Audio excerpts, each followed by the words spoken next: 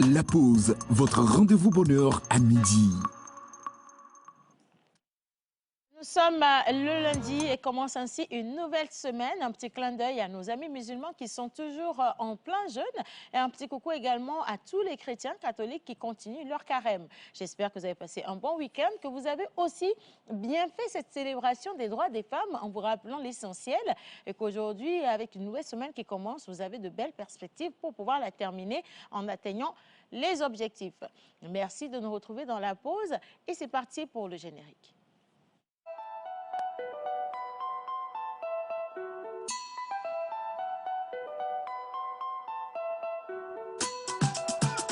Mr. Lecky on the beat.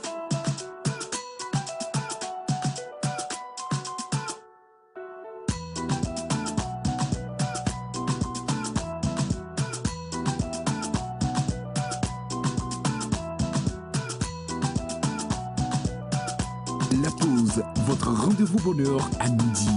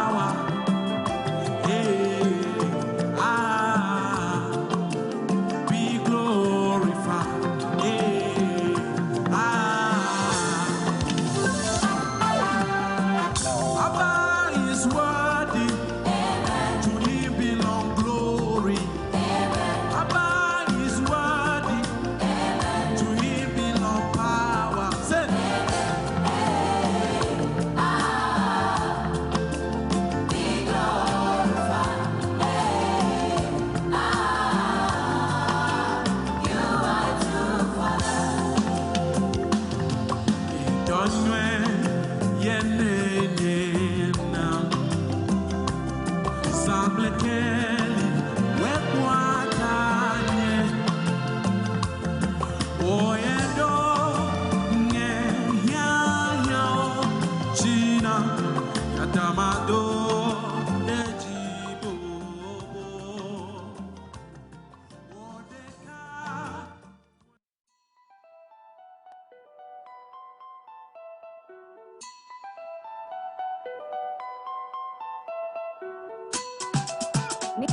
Lecky on the beat.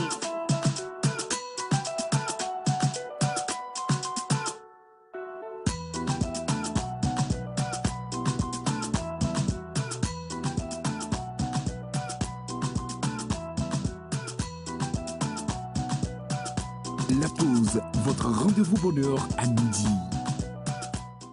Voilà, vous avez eu droit à 2 génériques bonus de la semaine. C'est pour vous dire que toutes les bénédictions seront doubles. Et si au plateau, il y a une personne qui y croit, dites amen pour de vrai. Hein? Voilà, c'est fait. Bravo. J'espère, les filles, que le 8 mars a été quand même pour vous. Je ne sais pas pour le seul Yves Fortu, mais je pense qu'il était quand même sur un panel de dames. Je me suis demandé, mais pourquoi on prend un mec pour nous poser des questions? Nous-mêmes, on pouvait se poser nos questions, mais il va nous expliquer pourquoi le choix s'est porté sur lui et quelle a été la thématique abordée donc, au cours de ce mythe. Bonjour tout le monde. Bonjour. Miss Rudy, en week-end? Bah, le week-end s'est super bien passé. Déjà, bonjour, j'aime le look à la... Je vais dire, mes amis musulmans, je suis en train de leur faire des clins d'œil comme ça, là. Je suis prête, hein. J'ai déjà les tenues pour la fête. Tout est déjà OK. Je vous montre un peu, là. Là tu vois, porte-parole. Hein? Il faut retourner donner le message, hein. À qui de droit? Ladi. Dis à tous les ladis que je suis prête. Hein. Aladja est déjà prête. Hein. No campé, yes. Dès qu'ils disent go, là, je suis là-bas. Je ne vais pas manquer. C'est bon, hein? OK, c'est ça. En tout cas, moi, mon 8 mars, ça s'est super bien passé. J'étais au micro de la 2e édition de Beam City Celebration. Okay. Beam City, qui est une dame, Edna, qui est une dame qui est sur les réseaux sociaux. Elle prend les témoignages des femmes, des jeunes filles surtout, à leur donner des conseils. Et chaque année, elle les rassemble autour d'un thème avec des artistes. Et sur le panel, hier, on avait le coach Magloire, donc qui a quand même essayé de donner des conseils aux jeunes filles qui sur la vie matrimoniale. Voilà, sur la vie matrimoniale. Et puis ce que moi j'ai apprécié hier, il disait à toutes les femmes présentes de prendre soin de leur travail. Et quand vous avez un travail, vous savez déjà où vous allez, et surtout de prier quand on a un homme dans notre vie, ou bien on a comment on appelle un prétendant. Un prétendant, de prier, de demander à Dieu, est-ce que c'est le bon ou pas avant de rentrer, parce qu'on rentre dedans sans forcément demander l'aval de Dieu, et c'est ce qui nous fait avoir tous les travers. Donc 2 choses moi j'ai retenu hier, c'est que les femmes, aujourd'hui, c'est vrai que nous avons le 8 mars, nous célébrons, mais c'est dans mon travail pour que nous puissions travailler, être autonomes vraiment, et aussi faire le bon choix, demandons à Dieu si je suis avec la bonne personne ou pas. Demandez à Dieu, demandez à Dieu si vous êtes avec la bonne personne ou pas. Des fois, on demande à Dieu. Et on pense qu'il nous répond. On n'attend même pas la réponse. Hein. Non, des fois, tu as l'impression que c'est lui qui t'a répondu, alors que c'est le diable qui t'a répondu. Voilà, donc faites attention aussi. Et puis, Miketo, Yahonkou, parce que des fois, quand vous faites les demandes, les voyants sont tellement ouverts que vous dites ça seulement là, et si ce n'est pas un miracle de Dieu. C'est ça. Et puis, l'amour fait que parfois, même si ce n'est pas un signe pour toi, c'est un signe. Oui. Oh, mais toi, tu t'y connais, hein, ma fille, sérieusement. Oui, c'est vrai. Moi, je voulais même lui demander comment on arrive à savoir si j'ai eu la réponse, parce que, bon, tu te diras que c'est l'homme de ma vie. J'ai une histoire pour ça. Hein. Je vous promets que je me suis dit, Dieu ne peut pas plus répondre que ça avec personne. C'est que même si j'allais déterrer, tu vois, mes grands-parents, ils vont me dire, non, ma fille, vas-y, c'est bon. Tout le monde me disait, c'est bon. Je voulais voyager, j'ai eu l'argent pour voyager. Je voulais atterrir. Il se pourrait que là où j'ai atterri, je suis partie pour faire une surprise à quelqu'un. Probabilité 0, mais tiens-toi bien, là où je suis logée, c'est dans le même immeuble que le monsieur logeait.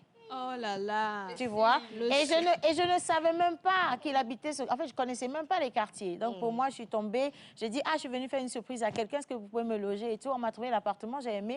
On m'a débarqué là-bas, tranquille. Donc, en quittant Lomé, billet d'avion, l'argent pour faire le voyage et tout, tout est venu à point nommé. Je te dis... Une ligne droite. Tout est venu à point nommé. Non, c'était le Seigneur. Imagine que je devais partir avec une première compagnie. La compagnie est réputée pour être en retard.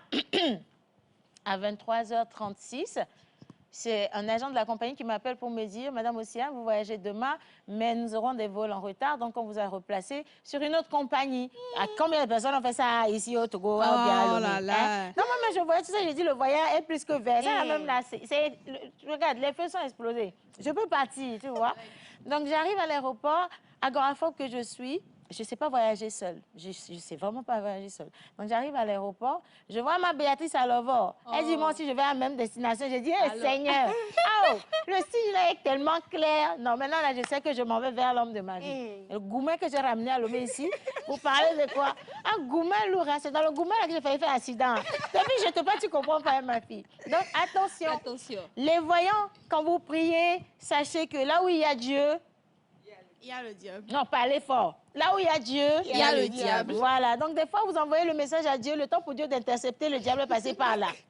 Donc, faites attention à vous. Ouvrez les yeux grandement et continuez de prier parce qu'il n'y a juste pas d'exactitude dans la vie. Et des fois, pour les choses qui doivent être belles, ça commence toujours vilainement, quoi, tout simplement. En tout cas, c'est bien. Ce n'est pas forcément le diable qui s'interpose, mais c'est une loi qui s'applique tout simplement. Laquelle? Celle de l'attraction. Non, j'ai toujours... J'ai désiré le bien, je n'ai pas attiré le mal. Ah, je suis désolée. En fait, je parle du fait que vous parlez des voyants. On désire tellement la chose qu'on commence soi-même par attirer un certain nombre de choses. En bien ou en mal, on les attire. Mais ça devrait être positif, ça. Même si ce n'est pas le débat du jour et qu'on n'est même pas dans une émission de débat, ça devrait être positif, ça. Mais malheureusement, comment tu sais la loi de l'attraction? Bien sûr. Tu penses positif, tu attires positif. Je pense amour, c'est normal que j'attire l'amour. Et l'amour que j'attire devrait être le bel amour, comme celui que je manifeste. L'amour ne viendra pas forcément de la personne vers qui on veut l'attirer. Mais si ce n'est pas la personne, pourquoi la personne est sur mon chemin? Mais si. Non, attendez, vous n'avez pas remarqué. On va philosopher aujourd'hui. Hein? Dites à notre écrivain de se préparer parce que quand il va arriver, il va devoir rentrer là-dedans. Vous OK? n'avez pas remarqué que quand vous aimez quelqu'un, Bien sûr. au même moment que lui ne veut pas de vous, vous avez maintenant justement quelqu'un qui lui court derrière vous. Non, ça aussi, c'est un autre cours de la philosophie. On n'est pas dans ça. Ça, c'est dans la loi de... Non, ça, c'est dans la loi de fuis, moi je te suis, suis-moi, je te... Ça, c'est autre chose. Je te parle de la loi d'attraction. Naturellement, quand tu attires à toi tout ce qui est positif, ça devrait venir à toi. Et tu sais, la science l'a prouvé, les sciences l'ont prouvé, que si tu penses positif, les choses se mettent autour de toi, se mettent en place pour que ce soit de la positivité. Et des fois, même si tu fais attention, tu te dis, aujourd'hui, je me suis réveillée, j'ai pensé à quelque chose, je n'ai pas les moyens de cette chose, mais fortement, j'ai pensé à cette chose. Quelqu'un t'appelle le matin pour te dire, ah, j'ai pensé à toi, je te trouve bien pour cette chose, et on te redirige vers ce à quoi tu as pensé. Donc, pour moi, c'est là où il y a la loi de l'attraction, tu vois. Comme par exemple, quand je dis à mes amis musulmans que je me suis habillée pour la fête, forcément, j'aurai des invitations. Tu vois, c'est ça, la loi de l'attraction. Malheureusement, comme on dit, toutes règles sont une exception, et donc, malheureusement, en amour, ça ne s'appliquerait pas. Ça ne s'applique pas. Non, pas toujours. Ah, non. En amour, est-ce qu'il y a Je n'ai qu'une effet seule qui explication. s'applique clairement? Le diable, ces derniers jours, est très chaud. Il est très méchant. chaud, En très fait, chaud. il veut nous faire perdre la foi. En effet. Il sait que si nous tombons amoureux à 100%, nous allons croire en Dieu. Parce que comme moi, je partais et que les voyants étaient verts, semble-t-il, j'étais sûre que ça, c'est un miracle de Dieu. C'est Dieu. C'est Dieu. Le Maoué, oh, mais oui, c'est ça. Maintenant, oui, le diable, lui, vient détourner les choses pour que tu ne sois pas en communion avec ton Dieu, pour que tu ne puisses pas dire que c'est Dieu qui a fait ça. Il va venir te mélanger. C'est peut-être parce que sur le parcours, on a manqué de foi. Hein. Sinon, même si ça ne s'est pas bien passé, peut-être qu'aujourd'hui, on aurait été marié et femme. Si le diable n'a pas continué à le tourmenter, c'est lui qui a été tourmenté, tu vois. Donc, voilà un peu comment ça se passe. Mais croyez toujours en la loi de l'attraction. Si ça marche, c'est bon. Ça ne marche pas. Hein? Bon. Et puis, il y a plein d'autres choses. Il y a aussi les péchés de vos aînés. Oui, dans certaines familles, tu vas payer pour le péché de ton grand-père. Tu ne sais pas pourquoi tu souffres autant, mais tu souffres. Tu fais tout pour que les choses se mettent en place, mais ça ne se met pas en place. Pas du tout. C'est toujours toi.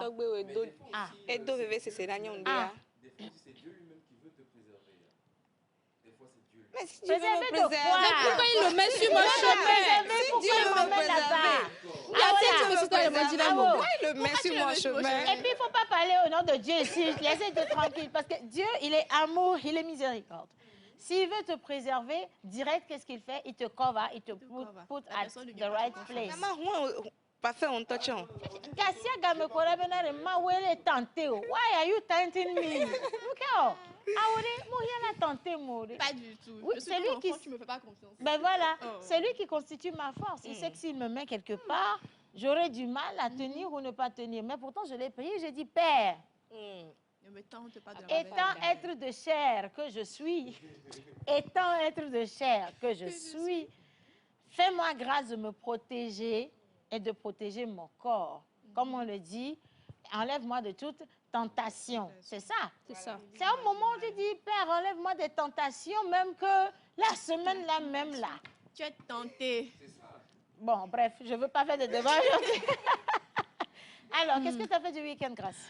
Ce week-end a été vraiment riche dans la littérature, on va dire, parce que le samedi, toute la journée, il y a eu beaucoup de dédicaces. Ouais. J'étais à la dédicace de Madame Joséphine qui a écrit les 20 questions à se poser avant d'être mère, voilà, qui s'est très, très bien passé. J'ai vu quand même des jeunes qui étaient là pour soutenir notre écrivaine. Donc, ensuite, il y a également eu une autre dédicace. Et le soir, j'étais à la projection de La Bonne, qui s'est très bien passée, sauf que je suis arrivée à la projection, je me suis trouvé une place discrète derrière. Enfin, pas trop derrière, mais je pense, pas trop derrière.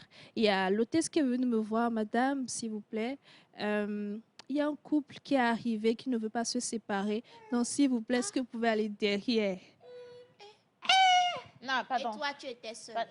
J'étais seule. Préciser ça. J'étais seule. J'ai besoin de boire. Je vais faire un truc. J'étais seule, ma soeur. Non, je veux comprendre. Et donc, tu as fait quoi, ma fille? J'ai regardé le ciel et la terre. Ne me dis pas que tu t'es levée. J'ai pris mes affaires et je suis allée derrière. Ah, grâce, c'est parce que je t'ai appris. Hein. Je t'ai jamais appris ça. Il y a un couple qui est arrivé. Il ne veut pas se séparer. Il n'y avait plus de place dans la salle. Il n'y avait plus de place dans la salle. Il veut pas. C'est-à-dire, il y avait une place, mais enfin, il y a une personne qui était au milieu. Donc, il faut que moi, je me lève pour qu'il puisse décaler. Parce qu'il n'y avait que des couples. Alors que toi-même, tu es célibataire. J'étais venue seule. Il va se mettre sur les pieds l'un de l'autre. J'étais frustrée comme ça. J'ai eu mal. Le film était très intéressant, sauf que moi-même, j'étais énervée même durant tout le film. Et pas durant même le film, il y avait des scènes de personnes amoureuses et tout ça. Franchement, ça n'a pas été facile. Le moment. En plus, c'est quoi?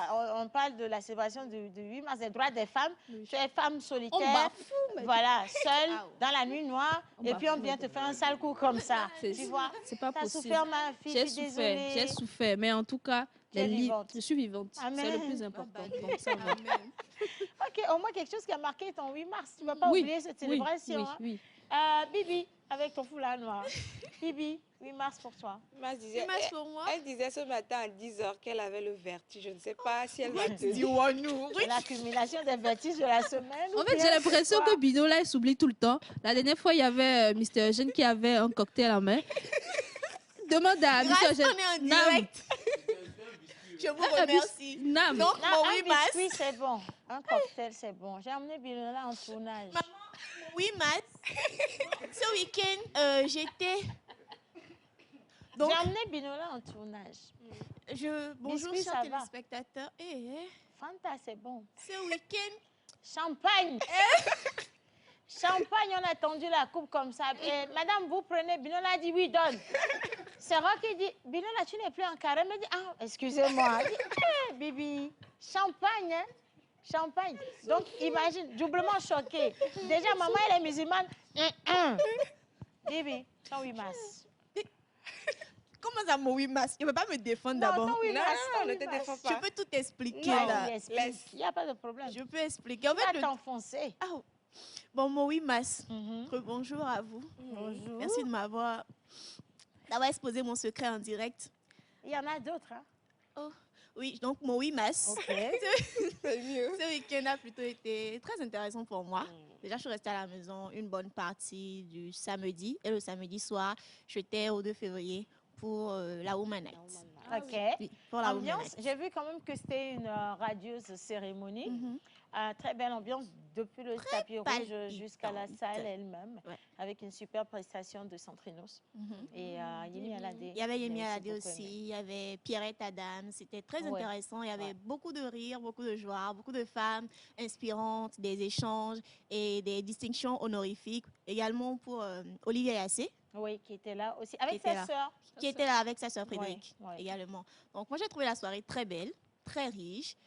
Il y avait des couleurs, il y avait du rire, il y avait du sourire. En fait, ça faisait plaisir. Moi, j'ai pris du plaisir à voir toutes ces belles femmes-là, toutes ces grandes dames-là, assises, bien assemblées, en train d'échanger. Et je me suis imaginée aussi, peut-être l'année prochaine, dans les prochaines années, moi aussi, on va m'honorer. Voilà. Mais pourquoi tu t'imagines clairement que tu fais le travail qu'il faut? Tu es en train de baliser le terrain et c'est l'objectif direct vers toi, chérie. Moi, je te bénis aujourd'hui. Dans peu de temps, on parlera de toi. Parce que quand aujourd'hui, on revient sur les jeunes présentatrices web, t'en fais partie, hein, tu es l'une même des précurseuses. Quand tu as commencé, on n'avait pas tous ces médias en ligne qui étaient là. Et puis, elle frie également avec Miss Grace qui est là-bas. Je ne connaissais que vous deux. Aujourd'hui, j'en vois beaucoup, mais c'est vous qui avez donné envie à toutes ces filles-là de travailler dans ce corps de métier. C'est vous qui leur avez fait comprendre qu'elles avaient des atouts pour se lancer là-dedans. Et elles sont là aujourd'hui, elles copient de vous. Tu seras choqué de voir qu'il y a une jeune présentatrice qui s'est formée grâce à tes vidéos. Tu vois, elle en a téléchargé 10 000. Ah, merci pour mon nom, c'est son histoire qui voulait me tuer. Et puis, tu vois, elle s'est exercée devant tes vidéos. Donc, imagine à quel point tu impactes les gens, ma fille. D'accord? Voilà. Oui. Voilà. Et donc, tu seras récompensée. Amen. Amen. Le seul homme à se retrouver dans 8 mars, je ne sais pas comment il a fait, mais à force de porter Zoclin rouge à lèvres, tu vois où tu as fini. Qu'est-ce que tu faisais sur un panel de femmes? Je pense que c'est une présence non seulement légitime, mais qui conforte l'idée dans le fait que les hommes également ont un rôle à jouer dans l'accession et l'ascension au pouvoir et au poste de direction des femmes. Et c'était justement donc le thème de ce panel, où le thème c'était donc femmes de pouvoir, de la revendication à la décision. C'est-à-dire qu'aujourd'hui, il y a beaucoup de femmes, oui, qui exercent, qui sont dans l'ombre, mais à qui on ne donne pas assez de crédit comme cela se devrait. Et malheureusement, aujourd'hui, il est triste de constater que pour certaines femmes, et encore heureux que ce ne soit pas pour toutes les femmes, mais pour certaines femmes aujourd'hui, il faut travailler 2 fois plus pour avoir la moitié de ce que certains hommes ont. Oui, c'est clair. C'est clair. Et d'ailleurs, on revient toujours sur l'égalité des salaires. Hein. On sait que pour le même poste, il y a beaucoup de femmes qui continuent d'être sous-payées et ce n'est pas normal. On parle aussi de l'égalité de traitement à des postes. Quand c'est une femme qui est à ce poste, on voit comment elle est traitée. Et quand c'est un homme, on voit comment il est traité. La confiance que les patrons accordent également aux femmes lorsqu'elles sont à certains postes. On ne donne pas le même crédit aux femmes, mais aux hommes, on leur donne tout le crédit. Même quand il est question de prendre la parole en assemblée, quand c'est une femme, on lui disait, parce que je vois que ça commence à changer un peu. Attends, d'abord, les hommes doivent parler d'abord. Mais aujourd'hui, quand une femme prend la parole, on lui fait des applaudissements. Et ça, c'est agréable en tout cas. Et merci de revenir sur ces thématiques parce qu'on ne finira pas de parler pour que ça rentre dans la tête des gens et que ça puisse rentrer également dans leurs habitudes au quotidien. Donc, merci d'être le e-force du 8 mars. Particulièrement dont j'ai apprécié le parcours à Mme Edinedi Simeolé, qui œuvre depuis 23 ans maintenant pour on va dire le bien-être des femmes en milieu carcéral et surtout pour les femmes en milieu carcéral vivant avec le VIH. Ouch, Jésus. On va te donner le deuxième. C'est bien que vous en ayez un secours. OK, voilà, c'est bon. En milieu carcéral.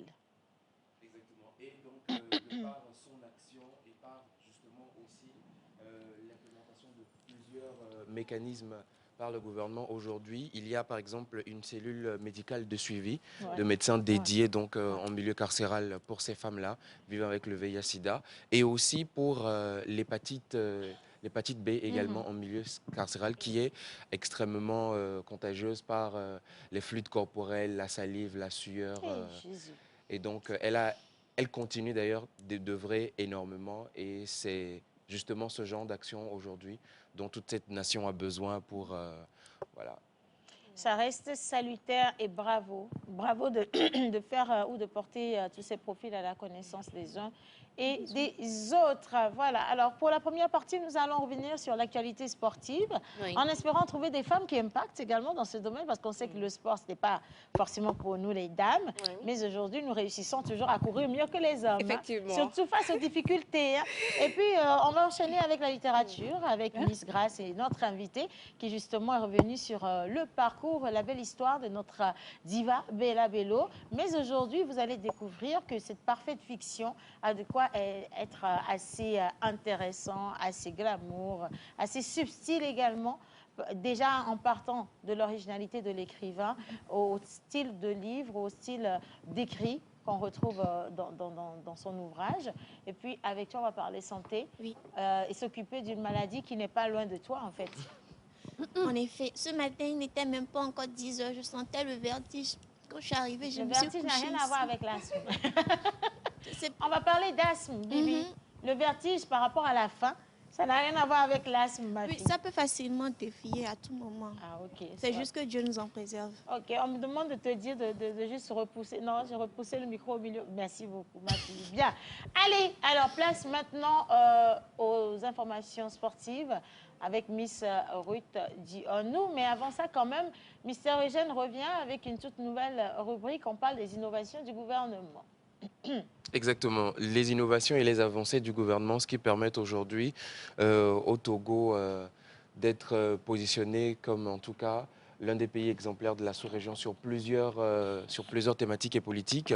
Il y a du chemin qui reste encore à faire, mais nous saluons déjà les efforts énormes qui sont abattus quotidiennement depuis la présidence du Conseil jusqu'aux membres du gouvernement, le Sénat et l'Assemblée nationale à l'hémicycle. Donc aujourd'hui, nous avons 3 informations particulières et importantes qui touchent toute la population togolaise. On va revenir dessus dans un instant. Avec impatience et place au sport, juste après le jingle pour Miss Ruth Dionou.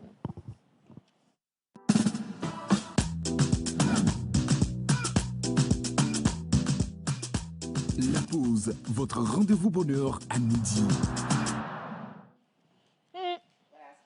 Bienvenue une fois encore à vous dans cette rubrique sportive. Aujourd'hui, nous avons des informations qui vont énormément vous plaire. Et comme vous le savez, on commence toujours avec la D1 Lonato. Et parlons des femmes. Hier, déjà, les jeunes U17 ont commencé donc leurs préparatifs pour Coupe du Monde des femmes. Et juste après, nous allons parler également d'une formation qui s'est tenue pour le sport des bras de fer. Je sais que vous connaissez un tout petit peu parce que Binola nous a déjà donné des idées par rapport à ça. Et on va terminer avec la Liga espagnole et on revient au Togo pour la première information. C'était donc le week-end s'est bien passé avec la 16e journée donc du championnat du Togo, la D1 Lonato, et il y a eu plusieurs matchs qui se sont passés et on a l'AC Barracuda et le AS OTR qui se sont donc séparés sur une note de 2-1. Semasi FC et AS Bina, c'était 0-0. Gomido FC et FC Espoir sur un score nul et vierge. Dito également avec Unisport se sont séparés sur un score de nul et vierge. Et puis, il y a l'entente 2 et Étoile Filante qui ont fait la différence avec 1-0 de la part de l'entente 2. As Bolossou, voilà, qui a gagné 2-1. C'était face à AS Tombou. Et donc, le classement provisoire pour la 16e journée de la D1 Lonato, nous avons AS Cap qui est à la première place avec 39 points. Nous avons ASCO voilà, qui est à 34 points. Et on termine avec Unisport qui est à 26 points. Donc, les chauffeurs de la COSA confirment leur statut de leader du championnat togolais. Et maintenant, nous allons parler du football au féminin avec les U17. Nous essayons savoir que la Coupe du monde des femmes, voilà, le U17 va se tenir dans quelques instants. Et dans les cadres de la préparative, il y a donc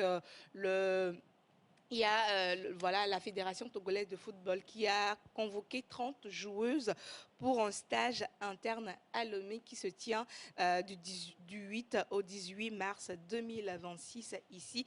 Et donc ces joueuses qui ont été sélectionnées viendront donc acquérir énormément de choses. Elles viennent de plusieurs clubs du championnat féminin. Et il faut également noter qu'au premier tour de ces qualifications, les jeunes éperviers dames affronteront les U17 du Ghana. Le match aller est prévu entre le 10, le 12 avril et le match retour entre le 17 et le 19 avril. En cas de qualification de nos championnes, le Togo affrontera la Libye ou bien le Libéria au deuxième tour. Donc, pourquoi c'est les Libye? Libéria et puis qui a choisi ma? C'est Libéria ou Libye? Pourquoi le Libye? Je ne sais pas. On va les limer. Merci beaucoup. Voilà. Oh, C'est simple, on va les limer. Si quelqu'un peut couper la partie là de l'émission, après le match, on va encore se retrouver ici. Ah, nous, s'il vous plaît, faites de gros plans sur Eugène. Et qui a dit on va les limer en premier? Ruth, voilà, c'est ça. Comme ça, le jour J. Ok. Voilà. Ok, non les problème. U17 qui se préparent pour la Coupe du Monde des U17. Et on va rester donc sur un autre sport, le bras de fer. Alors, est-ce que vous savez que le bras de fer est un sport qui est pratiqué au Togo? Non. Je voyais les gens faire du bras de fer pour gagner de l'argent.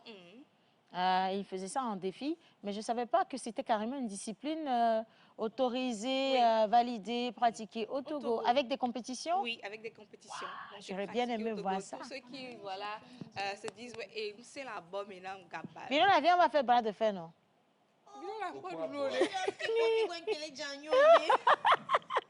Excuse-moi. Ok. Grâce, on a mis un bras de fer. Grâce, vas-y. On a mis un bras de fer. Grâce a fait un bras de fer avec quelqu'un, non? Sur ce plateau? Non. Et qui avait gagné? C'était Jeanne et moi. C'était Jeanne. Et Hendrik. Ok. Bras de fer? Oui. J'étais pas là. Non, non, non. Alléluia. Ok. Bon, toi et moi. Viens. Ok. Ok. À quelle table? À quelle table? À la table sportive. Choisissez vos équipes. Il faut mieux choisir. Ah, je prends la gagnante. Ok. Je supporte la gagnante. Non, non, non. Non, un peu d'humilité. Eugène, Oui. arbitre. Arbitre. D'accord. Donc, applaudissez au moins les bras de fer. donc, chères concurrentes, voilà, c'est bon. Tout le monde est prêt pour ce combat déterminant. À la clé, le sacre de la femme Christian a dit à la maison que tu as la la plus télé. debout, la plus forte. Maman, mon propre bras. Ok. Reste pas les concentrer, D'accord. Ok. Donc, candidates, approchez-vous de cette table. Tu sais que pour la boxe, ils ont des trucs comme ça pour couvrir le visage. En Je effet. suis en train de me mettre... Miss Grace, par derrière. Non, il faut Maman, que vous les libériez Dion la baguette, table oh, parce que c'est un bras de fer, là. Donc, ça va être... Miss Grace par derrière, merci. Ok. Déjà, c'est un désavantage. Non. Du tout. Il Tu faut que veux... vous soyez Ok, dessus. donc reste ici, moi je vais là-bas. Candidate, approchez. J'enlève les artifices. Il ne faut pas que l'enfant là soit blessé pour rien. Il ne faut pas que l'enfant soit blessé pour rien. Ok. Voilà. Ton coude. Les coudes bien droits. Voilà, positionne Avec bien. la chemise, vous êtes convaincu que ça, Ça, va par aller? exemple, c'est une tricherie, dis donc. Hein? Non, elle plutôt, ça va la désavantager. Oui, il faut qu'elle t'aille à mettre le point du coude là sur le truc. Voilà. Chère candidate, c'est moi qui fixe les règles. Merci. C'est bon, vous êtes prêts? Oui. 3, 2, 1, go! En direct devant tout le peuple togolais. Et ce combat vient de démarrer. Maman, faut tenir. Attention. Enfin, des gens aujourd'hui... On tient du Confiance, faut tenir. Miss Grace qui respire à fond. Miss Grace, ne force pas, ne force pas, tu es encore Elle est jeune. en jeune et en carême, n'a pas Miss Grace, mangé. ne force pas. Et elle est en train de Tu as battre. la vie de Elle est en train de votre monter dessus, elle a gagné! Là, venez faire la cérémonie de remise officielle du titre, s'il te plaît. Ressens. Applaudissez, j'ai pas entendu d'applaudissements là, s'il vous plaît. Ah. Ok. D'abord, tu me Miss présentes Grace, des tout ça pour ça? Tout ça pour ça? Ça peut aller, mademoiselle? Tiens. Tu as un mot à dire? Tu t'es Tout le senti peuple togolais prêcher ici. en direct. Je préfère la littérature. C'est mieux. Plus jamais. Et donc, oui. sur ce, Comment est donc sur ce bas? je déclare... Pourquoi tu lèves ma main, Tati? Reste tranquille. Voilà, je déclare grande gagnante de ce concours de bras Unique, de fer. unique gagnante. La personne ne peut venir encore. Incontournable, indéniable. Merci. Entendez-vous sur un. Oui, non, mais les trois. Les trois. Incontestable, incontournable, indétrônable, oui, amen. indéniable. Oui. Gagnante. Océane Amekodia. Tu soulèves mon bras justement, tu peux me couper. Donc voici votre trophée. C'est mon propre bras. Non, mais c'est intéressant, hein. Ouais. Et je vais te choquer, c'est parce que c'est la bombe. Ah, nous sommes la bombe. Sinon, j'ai jamais gagné au bras de fer de toute ma vie. Donc, je vais encadrer ça. On l'a dit, on y a non, sérieusement, hein. On a respecté, non? Oui. Ok, vous avez respecté. Dis-nous. Donc, voilà, il faut noter que c'est une discipline qui est en progression au Togo, le bras de fer, qui est un sport pratiqué et qui a même une association, l'association Iron Hunt, et j'ai parlé anglais, s'il te plaît, a organisé à Lomé une session de formation destinée aux arbitres de la discipline. Alors, la formation a été dirigée par le directeur technique national, Monsieur John Oye-Bamiyi.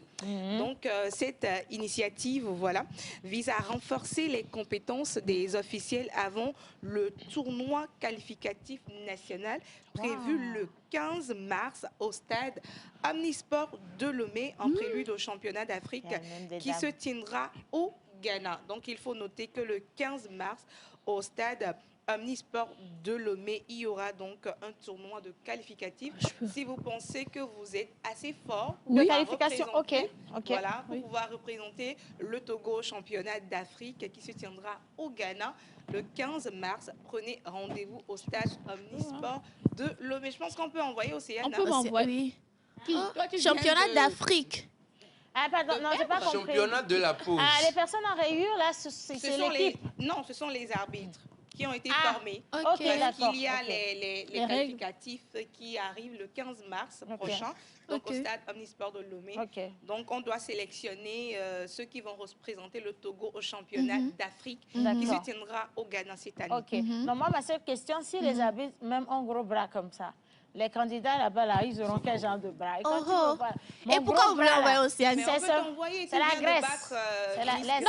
Qui va faire la pause? Elle est occupée. Merci, mon maman. C'est de communication, là. Quand même, je n'ai que toi, ma fille. Je n'ai que toi. J'ai les gens veulent me tuer, tu vois, non? Non, digne représentant, tu pourrais... M'envoyer au Ghana pour aller faire bras de fer avec ma bouche qui parle.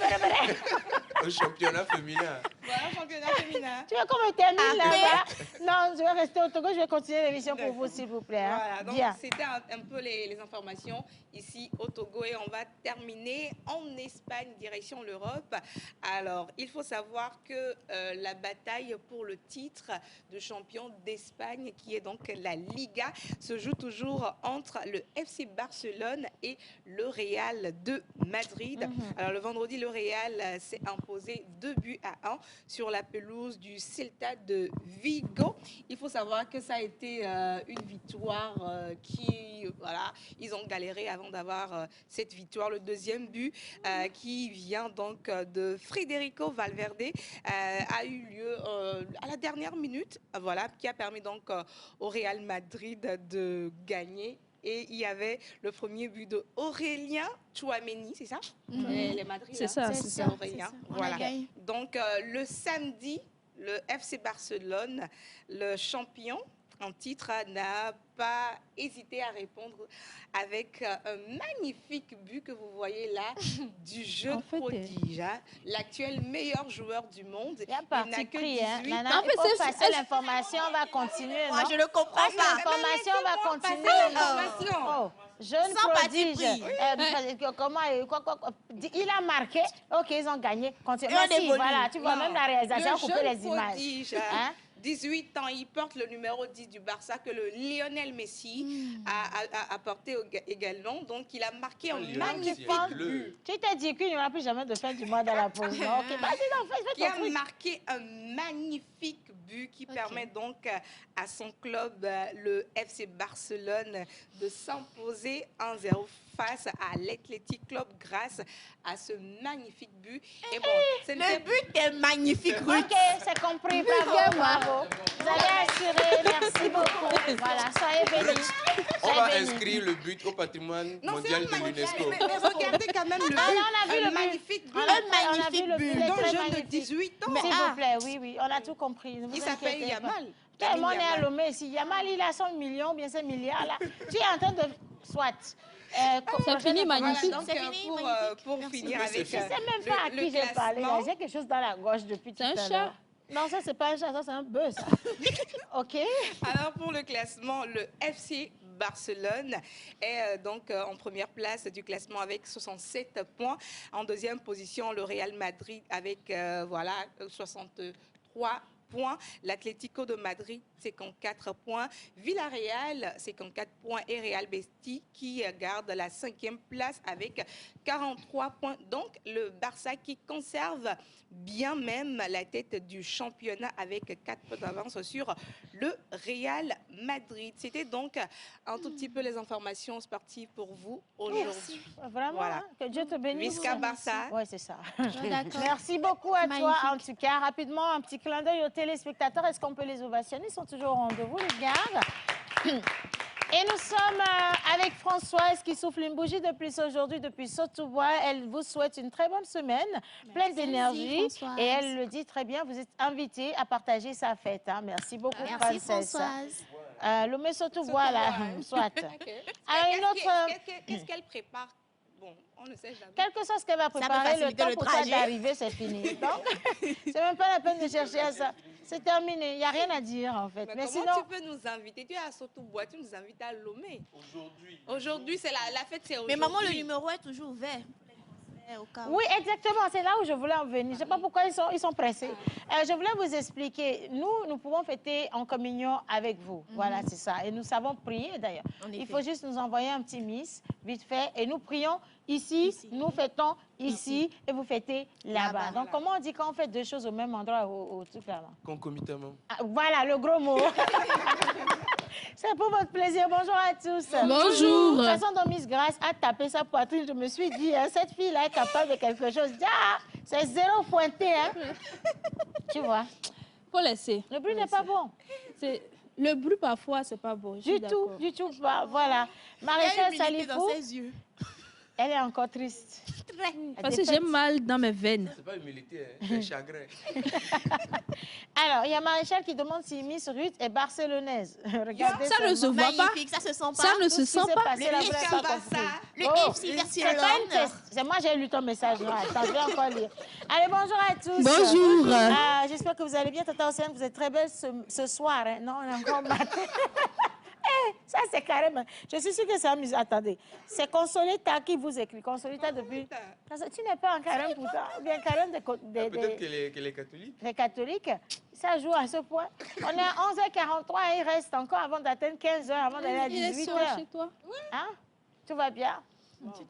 Bien. En tout cas, merci pour le compliment. Christiane, depuis le Bénin. Coucou à tous. Coucou. J'espère que vous allez bien. Vous êtes tous mignons sur le plateau et que le Seigneur vous fortifie tous les Thank you. jours. Je veux bien savoir quel est le secret de votre beauté de tous les jours. La galère. Skin technology by la No more. Non, La grâce. galère. La grâce. La grâce. Oui. Hein? Accepte d'abord la grâce. Amen. La Il ne grâce. nous reste rien d'autre que d'être belle. Imaginez. On n'a pas le choix. On n'a même pas le choix. C'est que quelqu'un a dit, si tu es né dans un environnement difficile et que tu as encore la malchance d'être vilain, c'est gâté pour toi. Donc, allez comprendre quelque chose. Merci beaucoup, Christiane. Gros bisous à vous. Allez, coucou à tous. Coucou. Il y a plein de... voilà, le micro de M. Eugène ne travaillait pas, on le lui a changé. Et c'est bon, merci infiniment. Saïd, tu as consommé la connexion, viens mettre ta connexion maintenant qu'on reçoit les messages des téléspectateurs. C'est pas bien ce que tu fais là. Quelqu'un qui prend le téléphone de l'émission, c'est pour aller vendre. Et puis il vend quoi? Il vend les porcs, il vend les poulets, il vend les frigidaires, il vend des trucs. Quand on finit l'émission le week-end, ça y est, commence le business vendredi soir. C'est pas normal. Viens chercher le téléphone, dis donc. Merci. Ça me rappelle le message. Merci. Bon, pour le frigo, vous dites quoi? En pleine émission, je dis au Saïd. Mais Saïd, c'est quoi le problème avec toi, Saïd? Soit. Allez, on poursuit cette émission. On va maintenant se concentrer. sur une très belle histoire que nous rapporte Miss Grace. Et pour ça, nous avons un bel écrivain avec nous. Oui, un bel écrivain qu'on avait déjà eu à recevoir la semaine dernière, le lundi dernier. Malheureusement, on n'a pas pu aller au bout des questions qu'on avait pour lui, donc on le ramène aujourd'hui pour répondre à nos questions. Et comme je l'ai dit, c'est un intellectuel engagé, donc on va le recevoir de nouveau. Et avant ça, bien sûr, on a l'expression du jour. OK. Avant ça, nous avons l'expression du jour et nous marquons juste une petite pause par ici. Avec les plages publicitaires, on se retrouve juste après.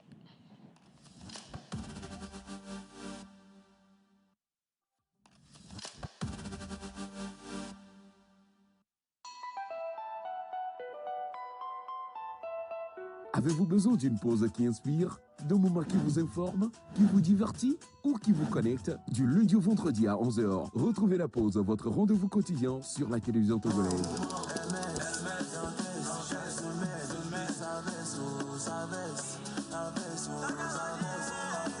Être en couple, ce n'est pas ce n'est pas un jeu de hasard, c'est profond. Plus jamais. Ta thérapeutique me plonge dans un couvre-feu sentimental. Et la température modérée et favorable qui s'affiche à l'écran de ton thermomètre pathologique me pousse à casser les mesures barrières de ton cœur pour m'engager dans une aventure romantique et émotionnelle avec toi. C'est bon. Talk, culture, buzz, invité exclusif, décryptage et bonne humeur.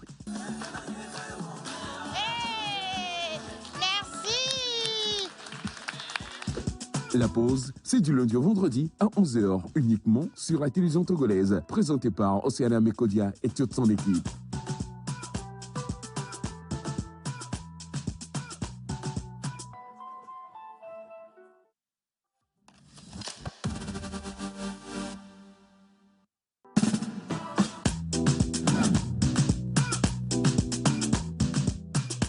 La pause, votre rendez-vous bonheur à midi.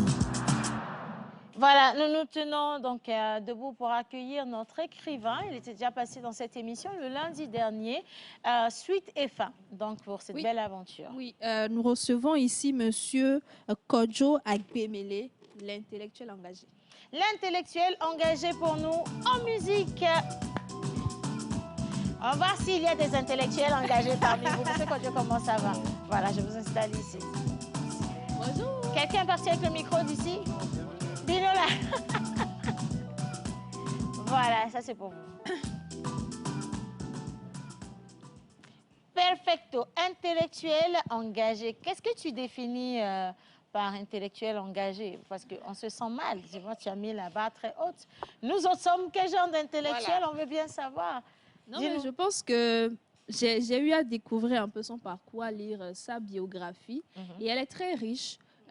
Parce que généralement, je touche beaucoup du doigt les écrivains jeunes qui n'ont pas forcément un long parcours et un parcours académique assez fourni. Donc là, je découvre une personne qui est très fournie dans ses études, donc engagée également dans la littérature. Donc ça fait...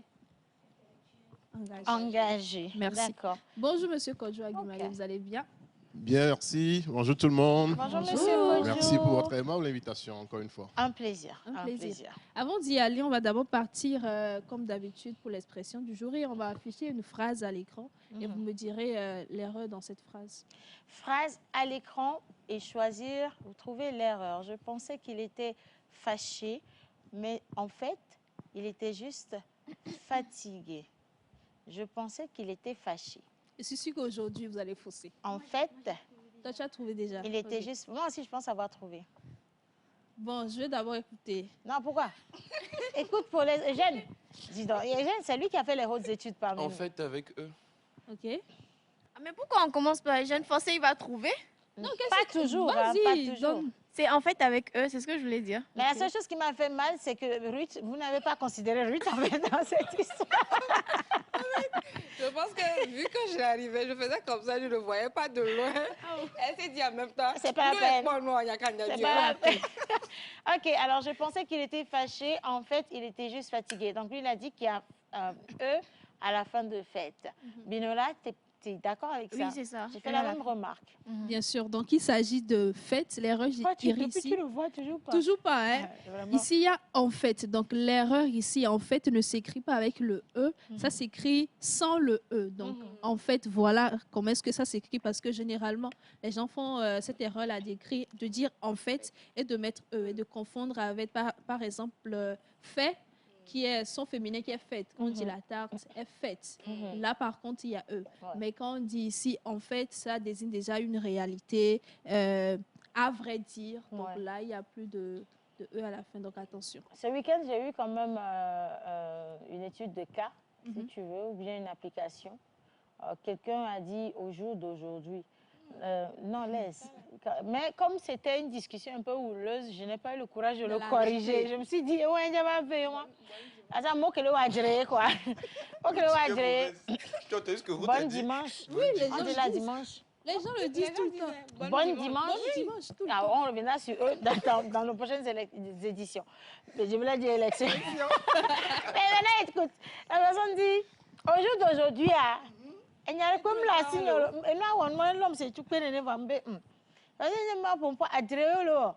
Je vais avoir autant de temps, on prend au jour d'aujourd'hui, ma bidi, donc, I'm mis. Wanemi kwa mzee mangu ne benyi sokolo wajrea. OK, bolonyare am Georgina m'envoie m'bouola medomero. Au jour d'aujourd'hui, plus jamais. Ne montez plus en haut non plus. Voilà, ne montez plus en haut non plus. Ne descendez plus en bas. Merci. Donc, très important de revenir sur ces petits trucs-là qu'on retrouve dans le langage des jeunes d'aujourd'hui. Ah oui, des jeunes d'aujourd'hui. Et qu'il faut corriger. On revient à Monsieur Kojo Agumale qui nous a ramené une très belle œuvre, La plus belle voix, qui revient un peu sur l'histoire de notre icône Bella Bello, avec de la fiction dedans. Il faut savoir que Monsieur Agumale est également directeur d'une maison d'édition qui s'appelle Azur. Donc moi, j'aimerais savoir comment est-ce que vous conciliez création personnelle et accompagnement des autres écrivains.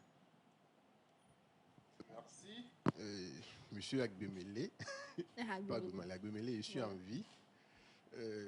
Directeur des éditions Azur. À Azur, nous accompagnons les jeunes auteurs. C'est toujours bien, en étant écrivain, de connaître un peu le milieu de l'édition. Cela permet en fait de mieux se positionner par rapport à ses écrits. Connaître le monde là permet même de comprendre comment on doit préparer un tapisserie avant de l'envoyer à l'éditeur. Qu'est-ce que le public recherche, et ça aide énormément. Donc, en tant qu'écrivain moi-même, je prends les primo-auteurs surtout par la main. Je leur dis comment il faut faire les premières bases. J'anime également des ateliers d'écriture pour les former, les initier à l'écriture. Voilà. Et comment on fait, M. Kodjo, pour ouvrir une maison d'édition? Parce que normalement, je pense qu'il devrait y avoir des BABA, peut-être des exigences dans le corps de métier. Ces derniers temps, on voit que beaucoup de personnes ouvrent des maisons d'édition et on se demande finalement qu'est-ce qui crédibilise une maison d'édition ou une autre. Je pense que c'est à deux niveaux. Le premier niveau, c'est les formalités administratives, Butodra, la Chambre du commerce, la direction du livre. Au Togo, on a une direction du livre qui est chapeautée par le ministère de la Culture. Dans la direction du livre, ça c'est le côté paperasse. Au-delà de ça, il faut se former. Aux éditions Azur, nous avons eu la chance, à travers 2 bourses, de nous former à l'éditorial. Au Togo, on n'a pas de formation directe en éditorial.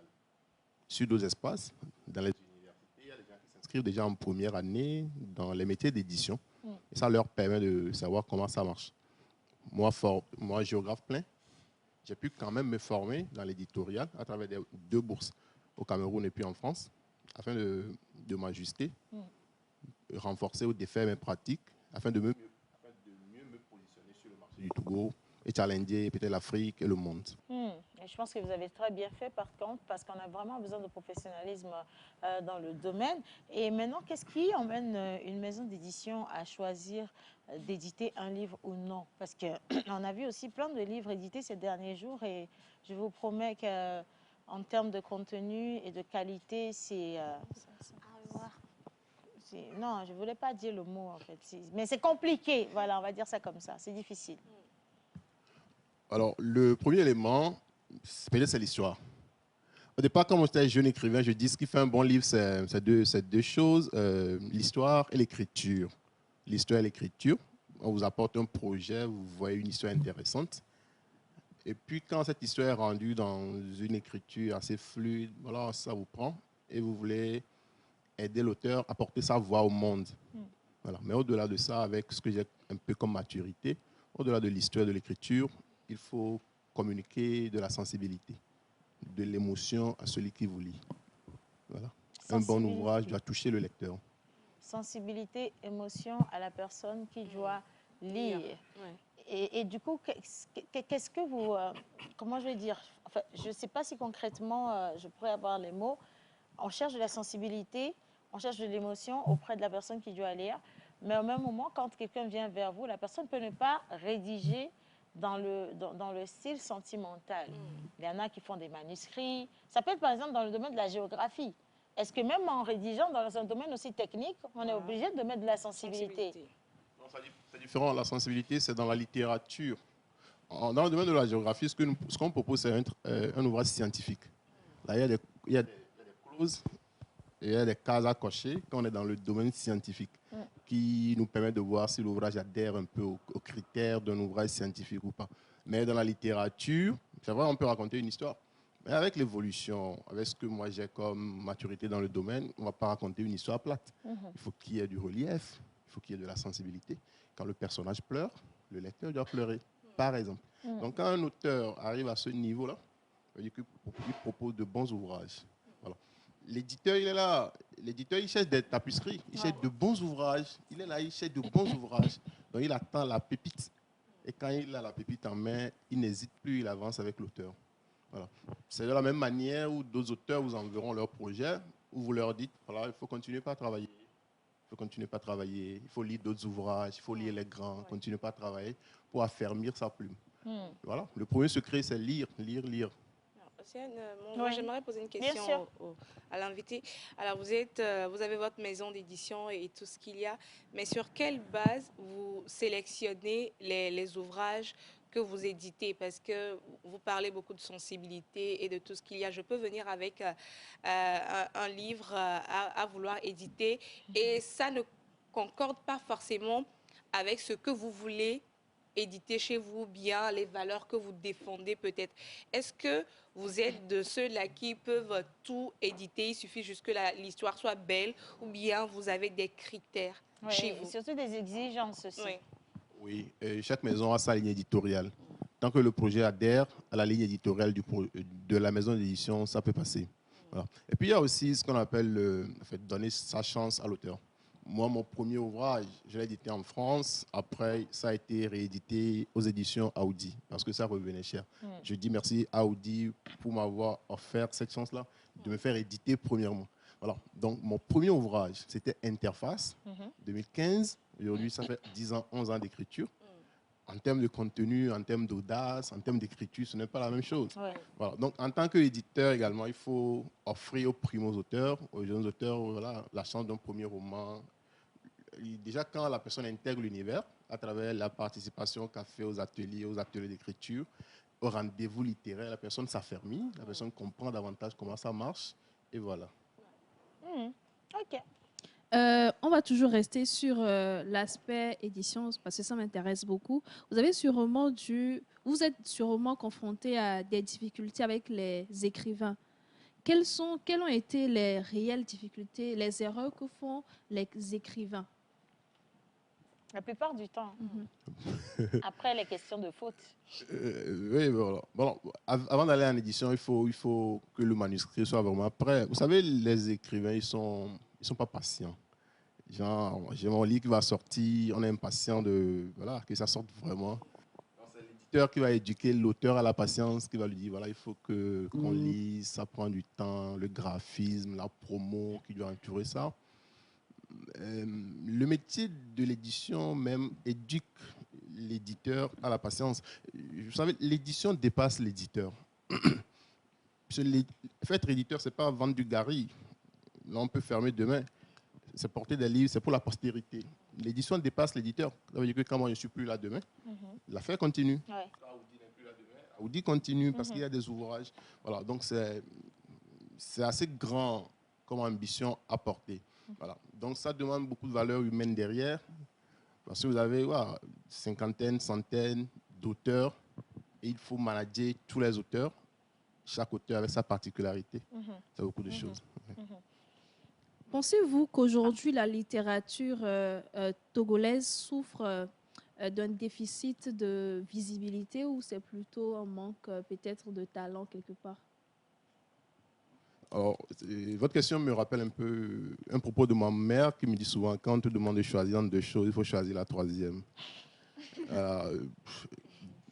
Manque de visibilité ou déficit de talent, non, ni l'un ni l'autre. Il y a beaucoup de talent. Je pense que ce qui manque peut-être, c'est un peu d'accompagnement. Un peu d'accompagnement.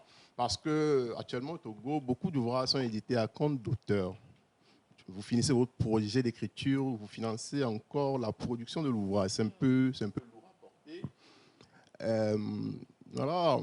Si l'édition est rendue plus facile, où on passe automatiquement d'une édition à compte d'auteur à une édition à compte d'éditeur, ça faciliterait l'affaire aux auteurs. Il y aura beaucoup de publications, beaucoup d'éditions, tant qu'il y a de la qualité, de la matière. Vous voyez, donc c'est ça. Il y a beaucoup de talent. Avec les réseaux sociaux, les nouveaux médias, la visibilité commence par arriver. Maintenant, donner un coup de pouce à ceux qui créent déjà, ça pourra aider à aller encore plus loin. Oui, question. Toujours dans le monde de l'édition, peut-être que vous avez des concurrents au plateau. Et on ne sait pas, on pose des questions pour savoir comment ça fonctionne. Moi, j'ai vu qu'en Europe, par exemple, les maisons d'édition avaient des stratégies pures et bien tracées ou déterminées pour pouvoir commercialiser les ouvrages. Mais chez nous, l'auteur a la charge de la commercialisation de son livre la plupart du temps. Vrai ou faux? J'ai choisi encore la troisième option. Pas de vrai ou faux, tout dépend. Ici également, on a des canaux aux éditions Azur, Audi, Continent, Graines de Pensée, des éditeurs que je salue, qui font un travail formidable.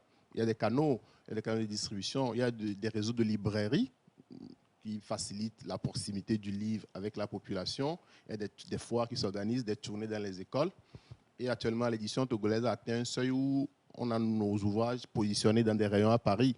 Ce qui fait que le public de la diaspora, l'Europe, les Amériques, ce public peut se procurer les ouvrages facilement. Voilà. Tout dépend des types de contrats. Par exemple, je prends un grand influenceur.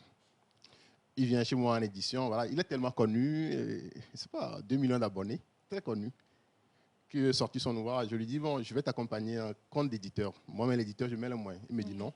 Je suis très connu étant influenceur. Avec ma communauté, je pourrais écouler moi-même. Donc, l'influenceur même propose un contrat à compte d'auteur. Il finance tout. Peut-être 5 000 exemplaires. On va le livrer, 5 000 exemplaires. Voilà. Avec son réseau, il distribue. Vous voyez un peu ça? Il peut écouler. Oui, il peut écouler. Il suffit de faire une publication. Voilà, c'est dans telle boutique, ça va. En une semaine, 5 000 exemplaires, c'est parti. Voyez-vous? Voilà, donc c'est différent. Ça dépend des auteurs que vous avez en face de vous. Ouais. Et on doit éditer minimum combien de livres par édition? Là encore, tout dépend. On est dans un contexte d'imprimerie. On ne va pas dans une boutique à DUI pour tirer un ouvrage. Dans un contexte d'imprimerie, plus vous avez de la quantité, moins revient le livre. Ouais. Voilà. Donc, tant mieux aller à 2 000 exemplaires pour que l'ouvrage soit à 5 000, ou bien faire un 500 exemplaires pour que l'ouvrage soit à 10 000. Vous voyez? Voilà. Maintenant, pour d'autres besoins, on peut faire un tirage à la demande. On peut tirer 2 exemplaires, 5 exemplaires, parce qu'on veut faire un papier, on veut participer à un concours, bien un examen, on peut tirer 1 ou 2 exemplaires. Là, c'est encore un peu cher. C'est bon à savoir. C'est très bon à savoir. On va revenir un peu sur votre livre. Aujourd'hui, vous avez choisi d'écrire sur une icône togolaise. Est-ce que vous pensez qu'en Afrique, on écrit suffisamment sur nos icônes? Je vais parler du cas du Togo. Avant moi, il y a Kanya Lem qui a fait un travail remarquable dans Esclave, son grand roman Esclave, où il a un peu peint le royaume d'Abomey l'évolution historique sur la côte jusqu'à tomber sur Sylvanus Olympio. Et en amont, il y a un roman qui va parler de Olympio. Moi, j'ai parlé de Bella Bello. Pour moi, c'est un hommage. Aujourd'hui, encore 8 mars, rendre hommage à cette grande femme, à travers elle, les femmes du Togo, rendre hommage également à ma maman. Il y a le sénateur Dogo qui a consacré un bel ouvrage au président Yassine Beyadéman intitulé « À l'ombre du baobab ». C'est un grand ouvrage, très bien écrit, je le rappelle. Alors, ça veut dire que nous écrivons nos figures. Vous savez, la littérature, l'écriture, c'est une mémoire. Et en tant que peuple, on a besoin de mémoire. J'ai écrit Bella en tant que mémoire. On s'adosse à une mémoire afin de décoller. Mémoire comme rampe civilisationnelle. Je trouve que c'est important de parler de nos figures. Ça nous permet, ça nous donne de la fierté. Parce qu'on a un passé, on a des gens qui avaient fait des exploits avant nous. Ça nous donne beaucoup de fierté sur lesquels on peut s'appuyer afin de nous réaliser. Voilà. Écriture comme identité, écriture comme mémoire. Un peuple a besoin de ça. Voilà. Donc, il y a beaucoup d'écrivains qui le font. Il y a Théo Ananisso, un grand écrivain togolais, qui a proposé un roman documentaire, roman documentaire, sur le golfe du Bénin, qui a parlé un peu de Glidi, d'Anero, Gagny-Ban, à travers une écriture formidable. Donc voilà, ça s'écrit dans le cas du Togo. Selon vous, qu'est-ce qui fait la force d'un roman? Il y a Mogam Somerset qui dit il y a 3 secrets pour écrire un roman. Malheureusement, personne ne les connaît. Mais si personne ne les connaît, comment on sait déjà que c'est 3? D'accord, ok. Vous savez, on dit qu'il n'y a pas une lecture, il y a plusieurs lectures. La façon dont Océane abordera le roman La plus belle voix n'est pas la même manière, ce ne sera pas avec la même manière que Eugène le fera. Il y a plusieurs lectures. Et puis une maman de 80 ans ne va pas aborder ce roman, peut-être une de la même génération de Bella, avec les mêmes outils que Grâce. Donc il y a plusieurs lectures. Ce qui fait la force d'un roman, pour moi, c'est l'émotion, la sensibilité. Ce que le roman vous communique. Est-ce que quand le lecteur est content, est-ce que quand le personnage est content, le lecteur est content? Si le personnage pleure, mais celui qui lit, il rit, il y a un problème. Je pense qu'il y a un problème. L'auteur, il n'a pas peut-être, voilà. Donc, donnez beaucoup de vie au personnage. Vous savez, un bon roman, c'est celui-là qui vous reste dans l'esprit. Vous évoluez, vous gardez le personnage. Vous êtes sous la douche, ça vous revient. Pourquoi cela lui est arrivé? Moi, j'ai toujours en mémoire Maïmouna, que j'avais lu, j'ai eu Binto en esprit. Voilà, ça veut dire que ce sont des ouvrages puissants qui traversent le temps. Un bon ouvrage, ça doit vous habiter, ça doit vous communiquer quelque chose. Mais alors, ici, c'est bien l'histoire de Bella Bello que vous avez relatée à votre manière. Pourquoi vouloir immortaliser la diva en partant sur de la fiction et non simplement en racontant l'histoire comme elle a été faite? Le journaliste Jules Arati, il a fait un ouvrage sur Bella intitulé Bella Bello, une légende africaine. Son ouvrage, c'est une biographie. Un exercice de journaliste, un travail de terrain, il a fouillé. Moi, je suis parti sur de la fiction, en ayant quand même des ancrages historiques, des dates qui pourraient permettre de se situer, de se rappeler vraiment le moment. Tout dépend de l'approche. On est dans un roman, mais l'exercice ne nous a pas permis quand même de nous démarquer trop de la réalité. Parce que l'idée derrière le roman, là, c'est rendre hommage. Parce que quoi, Océane, nous sommes quand 1973 par rapport à tout ce que la dame a fait, la diva a fait, une star mondiale, 1973. Bon, aujourd'hui, à travers le miroir de l'histoire, on veut voir est-ce que d'autres Togolais ont pu faire la même chose. Sinon, pourquoi? Si oui, est-ce qu'on peut faire davantage? Il faut rendre hommage. Il faut rendre hommage. Ce sont nos mémoires. Étudier ces figures nous permet de nous redéfinir vraiment en tant que Togolais, de nous adosser à quelque chose, de savoir qu'on a des héritages qu'on doit faire valoir. L'autre fois, je parlais des Mandingues, des Burkinabés qui ont la fierté des Keita. Ah, mais nous, on a quelle fierté en tant que peuple? Voilà. Donc, l'ouvrage est au programme en licence lettres modernes. Licence lettres modernes à l'université. J'étais à l'université plusieurs fois pour échanger avec des étudiants pour parler de l'idée du récit national. Une histoire qui nous permet de réaffirmer notre identité en tant que peuple, en tant que nation. Voilà.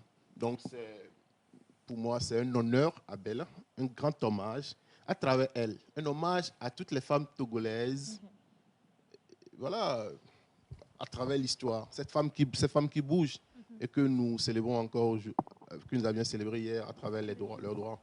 Voilà. Est-ce qu'on doit s'attendre plus tard à d'autres histoires sur des icônes togolais ou africaines plus tard, de votre part? Oui, ça nous revient de le faire. Eugène, je crois qu'il a un projet de roman aussi. Il va le faire. Océane a un projet de roman, il va le faire. C'est important pour nous d'écrire notre identité. C'est important pour nous d'écrire notre identité. Au-delà de l'identité, d'écrire notre espace. Dans l'ouvrage, je l'ai dit, moi, mon histoire s'est déroulée dans Lomé de 1973. Nous devons écrire chez nous. Écrire sur un espace, c'est baptiser l'espace. Voilà. Le lecteur voit l'espace à travers les mots de l'écrivain. Tel que j'ai décrit le lac Togo, celui qui va me lire à Paris, il verra le lac Togo avec mes mots. Donc, on ne va pas laisser la priorité aux autres de nous d'écrire notre espace à notre place. Moi, je dis, chaque Togolais qui sait écrire, il faut tenir un petit blog. Raconter le jour du marché, raconter un goumen peut-être, plonger le goumen là dans son espace, et quelqu'un qui ira peut-être chercher ton village un jour, il va voir que quelque chose est écrit sur l'espace là. Ouais. Oui. Parce qu'actuellement, encore chez nous, il y a ce qu'on appelle le vide scriptural. On a du vide. Chez nous, ce n'est pas encore écrit. Nous ne sommes pas encore écrits. On peut se perdre chez nous. Hein. Oui. On peut se perdre chez nous. Alors qu'en Europe, on ne peut pas se perdre. Toutes les maisons sont notées. Oui. Les rues sont notées. C'est bizarre. Il y a des voies chez nous qui n'ont pas de nom. Il y a des couloirs qui n'ont pas de nom. Mais c'est bizarre. Comment on peut faire ça en 2026? Tout le monde écrit. Tout le monde a un téléphone. On doit s'écrire. Ce ne sont pas les autres qui viendront nous nommer. Nous devons écrire nos figures, nos leaders, quoi, nos icônes. Nos histoires, nos On doit écrire un bon roman sur le Nomba Fort. Ouais. Voilà, une biographie peut-être, mais un roman pour construire le jeu de l'esprit. Et ça, on fait le roman, l'imaginaire, construire le jeu de l'esprit, voyager. Mais si vous avez pu faire l'exercice avec la diva Bella Bello, est-ce que vous n'avez pas envie, quelque part, secrètement, de faire le même exercice avec la diva, le Nomba Fort? Pourquoi pas? Bon, moi, je ne suis pas diva, mais j'ai beaucoup de choses à dire. Est-ce que ça vous est déjà passé par l'esprit d'écrire sur, par exemple, Emmanuel Chély Adebayor, surtout de son vivant, qu'on n'attende pas justement l'après ou de King Vincent, ou parce qu'aujourd'hui, on a plus Jimmy Hope, il y a plein d'artistes qu'on n'a plus, Bella Bello n'est plus, et je trouve que des fois, c'est triste d'attendre la fin avant de faire connaître une histoire et un parcours. Est-ce que vous avez déjà pensé à ça, du vivant de nos stars? Oui. Mais j'attends d'avoir beaucoup de concrétisation. Je laisse Bella faire son chemin. Je ne voudrais pas être défini comme cet écrivain-là qui se consacre uniquement aux mémoires. Voilà, j'attends Bella faire son chemin, toucher les peuples, pénétrer l'Interland et aborder d'autres sujets. Le Nomba Fort, vous savez, il y a certains talents. Le Nomba Fort représente aujourd'hui ce que Bella avait représenté en 70, 71, 72, 73. Parce que le talent de Emmanuel Adebayor Chély a dépassé le Togo. Donc, c'est quand un individu seul porte un pays, quand un individu seul vous permet de vous présenter dans d'autres espaces, ça veut dire que c'est un talent immense. Et ils sont des institutions. C'est un homme, mais c'est une institution à protéger, une institution à écrire. Alors, je pense qu'en tant que producteur de contenu, écrivain, on n'écrit pas beaucoup nos mémoires. On doit écrire. Quand on rentre ce nom sur Internet, il doit y avoir tellement d'éléments que on en aura assez. Voilà. Donc, c'est important de le faire. C'est important de le faire. Voilà. Notre dernière question. Oui, enfin, j'ai plus de questions. Moi, je voudrais juste savoir où est-ce qu'on pourrait retrouver le livre actuellement. C'est partout. Dans toutes les librairies dans Lomé. C'est également disponible dans la librairie Africa à Vivre à Paris. Voilà. Je pense au Eugène. Eugène, il y a une question. L'ouvrage à Lomé, c'est à 5 000. D'accord. Très accessible, oui, à tous les Togolais. Surtout que c'est Bella Bello. Merci. En tout cas, merci. Est-ce qu'il y avait une question Non, si ce n'est peut-être dire merci à notre écrivain d'avoir quand même retracé le parcours de la diva. Je l'ai lu d'une traite et c'est quelque chose qui m'a énormément fasciné. Donc, félicitations à l'auteur et que les téléspectateurs et lecteurs également découvrent ce qu'il y a dedans. Moi, je vais finir ce plateau de littérature avec un message par rapport à la faute dans la phrase tout à l'heure, en fait, sans eux. Ça doit être... Quelqu'un dit en fait, il écrit avec eux. Avec eux, là, est mieux même. Il y en a, ils t'écrivent carrément offerte. O-F-F-E-R-T-E. C'est terrible. C'est horrible. On va rester sur la bonne formule, la bonne réponse à l'écran, c'est en fait tout court. Et voilà ce que vous devez intégrer dans vos plus belles phrases. Et donc, merci à toi, Grâce. Merci également à M. Kodio d'être venu dans cette émission. On va poursuivre avec de la littérature, pas de la littérature, de la santé et aussi des découvertes avec Eugène Guénou. Et donc là, tout de suite, on marque encore une petite pause, le temps d'installer notre expert. Et Eugène va faire un premier plateau avant de finir avec la santé en images.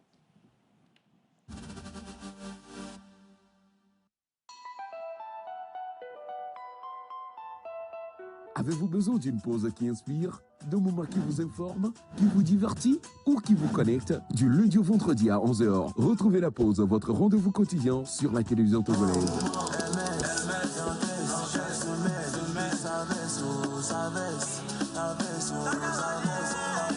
Être en couple, ce n'est pas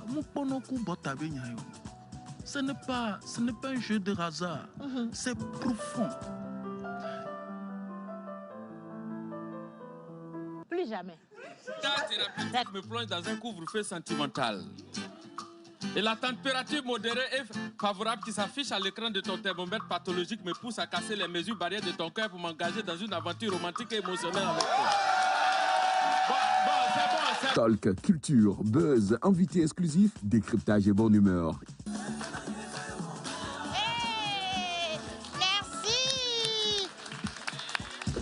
La pause, c'est du lundi au vendredi à 11h, uniquement sur la télévision togolaise, présentée par Océana Mekodia et toute son équipe.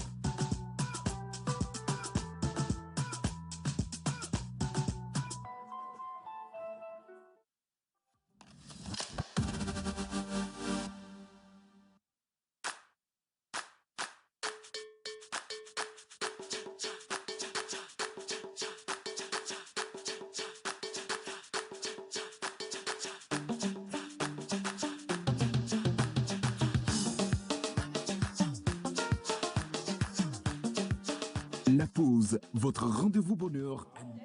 Je découvre, comme vous, parole à Eugène. Ok. Ne me demandez rien. Il va vous dire. Je suis convaincu qu'il vous est déjà arrivé à tout un chacun de vous ou à quelqu'un de votre entourage de recevoir un message disant que Emmanuel Cheyi Adebayor veut vous donner 300 000, mais il faut envoyer 52 000 d'abord. Moi, pourquoi les gens de messages ne m'arrivent jamais Ah bon? J'en reçois pas, moi, de Attends, il m'aurait trop privé. Non, mon numéro est très public. Je reçois juste pas. Ils ont peur de moi. Ils savent que je vais capter. Ça marche pas, ok? Donc, il y a de ces personnes aujourd'hui extrêmement mal intentionnées qui, d'abord, pour certaines, vont très loin, se créent même de faux profils avec les photos de personnalités publiques et de personnalités politiques également. Et donc, se donnent maintenant à de l'extorsion, de l'arnaque sur Internet. Et à côté de ça aussi, on a justement les sextorsions où, avec un virus qu'on vous envoie, un lien qu'on vous envoie, vous cliquez simplement là-dessus et à partir de là, vous donnez accès à la personne, à votre téléphone, à votre ordinateur. Et si jamais vous avez des photos compromettantes dans cet appareil-là, il peut pirater votre téléphone et tomber là-dessus. À côté de ça également, on a ces faux comptes énormément qui sont là pour détruire la vie des gens. Lancer des informations, des intox, comme on les appelait, sur des gens, de la diffamation et un certain nombre de choses pour détruire la réputation d'une personne. Et il y a encore plus grave, les informations bancaires de certaines entreprises, les informations de développement ou stratégiques de certaines entreprises également font aujourd'hui l'objet de piratage. Et donc, pour ce faire, eh bien, le gouvernement togolais a mis en place donc une plateforme de signalement et de lutte efficace contre la cyberattaque, qui est donc la protection des données de tous les Togolais. Donc, c'est la plateforme qui s'appelle donc CERT.tg, CERT.tg, qui est aujourd'hui donc le Centre national de réponse aux incidents de cybersécurité au Togo. Et la mission est d'identifier, analyser et endiguer toute attaque criminelle affectant l'État, les citoyens, les entreprises et toute organisation togolaise. Et ce qui est encore intéressant, c'est qu'aujourd'hui, la plateforme donc permet à tout Togolais de se faire former également en cybersécurité pour se protéger soi-même déjà. Donc vous pouvez aller également sur le site et voir toutes les plateformes de formation proposées. C'est vrai qu'il faut avoir des prérequis, mais aujourd'hui, l'État togolais donc propose donc non seulement la formation, mais surtout de protéger. Donc aujourd'hui, la conduite à tenir, quand vous recevez ce genre de message, que telle autorité veut partager de l'argent, mais il faut envoyer telle somme avant que le montant ne soit débloqué, signalez immédiatement le numéro. Donc sur ce site, CERT.tg, vous avez donc un espace de signalement pour mettre le numéro qui vous a contacté, le lien qu'on vous a envoyé, toutes les captures d'écran possibles pour véritablement, efficacement signaler tous ces auteurs de troubles-là. Donc voici, c'était la première information. Merci au gouvernement. La deuxième information, c'est qu'aujourd'hui, vous savez qu'il est possible donc de faire pratiquement tout en ligne.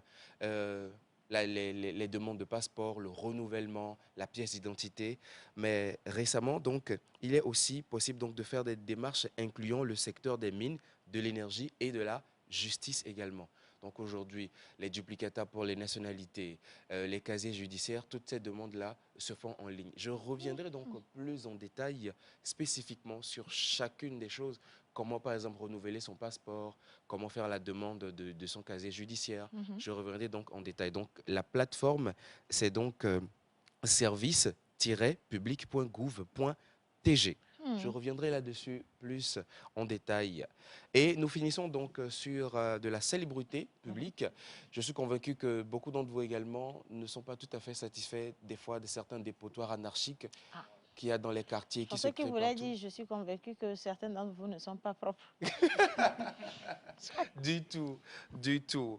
Alors, est-ce que vous avez déjà remarqué certains dépotoirs où vous travaillez, c'est-à-dire peut-être vous avez 2-3 ménages dans le quartier qui font tout pour nettoyer la zone. Et 1-2 mois après, vous voyez que le dépotoir se crée encore. Tout le temps. Eh bien, aujourd'hui, l'Agence nationale d'assainissement et de salubrité publique, la NASAP, a mis donc une nouvelle plateforme en place. Il s'agit donc d'une plateforme WhatsApp et cet outil, donc, désormais, vous permet de dénoncer toute insalubrité dans le Grand Lomé 24 heures sur 24 en envoyant juste une photo ou une vidéo de la zone concernée, plus la géolocalisation. Et donc, non seulement la NASAP prendra en charge donc, cette situation, mais également trouvera, si jamais il y a des fauteurs de troubles qu'il faut sanctionner ou rappeler à l'ordre. Donc, le numéro WhatsApp à enregistrer, c'est le 90 82 33 33, qui est donc le numéro de la plateforme officielle que la NASAP vient de lancer, qui s'associe déjà à l'ancien numéro vers le 82 04, qui est un numéro vers où on peut appeler gratuitement. Donc désormais, on n'a plus de raison à ce qu'il y ait des dépotoirs anarchiques dans nos quartiers. Oui, on va faire notre part à chacun de nous. Et des fois, si on se sent un peu dépassé, eh bien, la NASAP nous propose une solution en soutien. C'était les 3 informations du jour. En tout cas, assez important et merci de nous les apporter par ici parce que beaucoup ne savent même pas qu'il y a tous ces changements, tous ces mécanismes aujourd'hui pour faciliter la vie à chacun des Togolais que nous constituons ici. Et donc, j'espère que vous allez en faire bon usage quand même et que vous allez revenir suivre les autres informations capitales en tant que Togolais pour vous. Et tu vas rester avec nous. Merci à toi aussi d'avoir fait le travail de recherche. Tu vas rester avec nous. Ah, ok, soit tu voulais partir, tu restes avec nous. Et on va recevoir notre invité pour parler santé. Mais entre-temps, Rokatako pour le prénom du jour. Bonjour. Bonjour. Bonjour tout le monde. Bonjour chers téléspectateurs. Vous pensez que je ne serai pas là aujourd'hui, mais je suis là. Alors, nous allons commencer déjà avec le prénom mystère de la semaine. Pour cette semaine, nous ne sommes pas en pays élevé, mais nous sommes à Kara. Donc, l'explication du prénom, c'est un prénom qui est donné à un enfant après avoir entendu longtemps. Attendu longtemps, voilà. Et Didi. Ce que je disais, ce n'est pas un prénom éveillé. Ok. Ah, J'ai d'accord. déjà dit. Bon, nous, on a dit en éveillé, ils vont traduire. Évémé. Ok, c'est au nord, quelle localité, pardon? Akara. Akara, C'est un d'accord, Kabylie. prénom d'origine kabylie venant du nord du Togo. Ce prénom transmet une grande valeur morale que beaucoup de parents souhaitent à leur enfant. Tu as trouvé? Non. Tu sais que les lundis, Rock fait tout pour brouiller les pistes. Alors, c'est à découvrir durant toute la semaine. Et aujourd'hui, c'est le 9 mars, nous célébrons sur le calendrier grégorien les Fanny, les Françoises et les France. Voilà. Fanny et Françoise. Fanny Françoise. Fanny, Françoise et les France. Ok. Vous voulez qu'on continue avec les caractéristiques en même temps? Ok. Alors, vous êtes une personne intuitive, puissante et idéaliste. Vous avez une personnalité profonde et un fort sens de la justice. Vous n'aimez pas les injustices et vous êtes souvent prêt à défendre les autres. Vous avez aussi une grande imagination et une large vision de la vie. Vous pouvez inspirer les autres, vous guider ou influencer par vos idées et votre sensibilité. Vous êtes généreux, passionné et capable d'un grand dévouement envers ce que vous aimez. Aluminium est votre métal de chance. Vos pierres de naissance sont améthyste et bleu-vert. Vos numéros porte-bonheur sont le 4, 5, 12, 14, 25 et 36. Vos couleurs porte-bonheur sont le rose et turquoise. Votre jour de chance est le mardi. Votre fleur porte-bonheur est la potentille. Votre plante porte-bonheur est le mûrier. Et l'animal porte-bonheur des natifs d'aujourd'hui, c'est le tarsier. Hein? Le tarsier. Bonne fête d'anniversaire à vous. Le bonheur, vraiment. Il n'y a rien à rajouter. En tout cas, profitez de votre journée et aussi de votre animal porte-bonheur. Hein. Beaucoup d'amour entre vous. De l'autre côté, j'envoie un coucou spécial à notre amie Christine depuis Niamey qui salue la famille Yaou ici à Lomé. Merci. Nous parlons de quelle pathologie ou de quelle maladie? Aujourd'hui, nous parlons de l'asthme. Ah, oui, nous parlons de l'asthme. J'ai du mal à respirer, moi. On parle de l'asthme avec qui? Avec le médecin généraliste Amoussou Silété. Monsieur Amoussou Silété pour nous, docteur Amoussou Silété au plateau en musique, les gars. Venez, s'il vous plaît. Bonjour. Alors, je vous laisse saluer tout le monde et vous vous mettez juste à côté de Jacques. Voilà, installez-vous confortablement.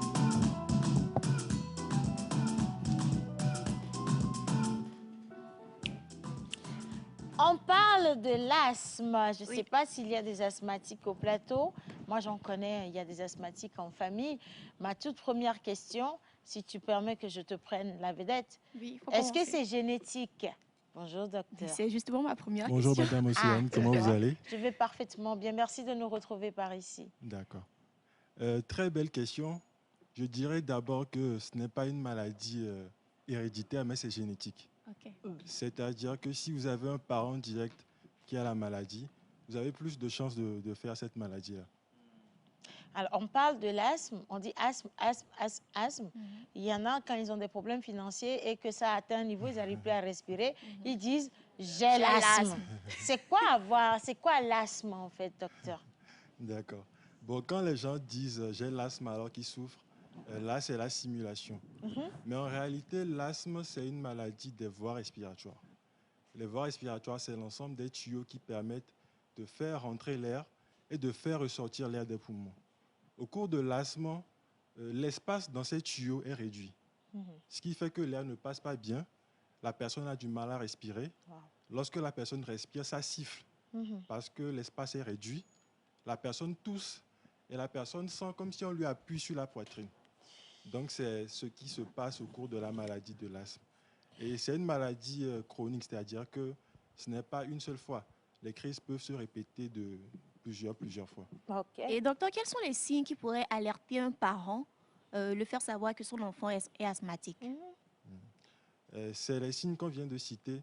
Et on a ça surtout au cours des premières années de vie. Okay. Les enfants de 1 an, 2 ans, l'enfant a vraiment du mal à respirer. Chez les enfants, lorsqu'ils ont du mal à respirer, vous allez voir qu'ils respirent par le nez, par la bouche en même temps. Vous allez voir que le nez bat comme ça. Voilà. Et puis, l'enfant a du mal à respirer. Et lorsqu'il respire, ça siffle. Comme s'il est en train d'envoyer de l'air dans un sifflet. La respiration siffle. Donc, c'est les signes qu'on a chez les enfants. Puisque l'enfant ne pourra pas parler pour dire que c'est comme si on m'appuie sur la poitrine. Voilà. C'est les signes qu'on peut remarquer chez les enfants. Est-ce qu'on peut dire qu'il y a certains facteurs qui peuvent faire qu'une personne soit asthmatique? Je veux dire, l'environnement, la poussière, le milieu de vie ou l'alimentation, qui peuvent affecter d'autres personnes plus que certains? Bien sûr, j'ai aimé le mot facteur que vous avez sorti. Il y a des facteurs de risque de la maladie. Ça veut dire que lorsque ces facteurs-là sont réunis, vous avez plus de chances de faire la maladie. Mais ça ne veut pas forcément dire que vous serez asthmatique. Je prends le premier facteur qui est la génétique. Lorsque vous avez des parents qui ont l'asthme, vous avez plus de chances de faire la maladie. Maintenant, il y a d'autres facteurs qui sont liés à l'environnement. Pour les personnes allergiques, lorsqu'ils sont exposés longtemps aux allergènes, ils peuvent développer l'asthme par la suite. Les personnes qui fument, qui sont tabagiques, ou qui sont dans un environnement où on fume beaucoup, ils sont exposés à la fumée du tabac, de la cigarette, de la chicha, sont exposés à faire de l'asthme plus tard. Mais il y a également un groupe de personnes qui travaillent dans les usines de pétrole, de colle, de plastique et de bois et qui ne portent pas les protections individuelles, sont exposés à faire ce qu'on appelle l'asthme professionnel. Lorsqu'ils sont dans ces usines pendant plus de 10 ans, 15 ans sans protection, les poumons, c'est-à-dire les bronches, sont endommagées petit à petit, l'espace se réduit, et il y a de l'inflammation qui se produit, vous pouvez faire de l'asthme. Même si vous n'avez pas fait de l'asthme pendant l'enfance, vous pouvez développer des maladies plus tard.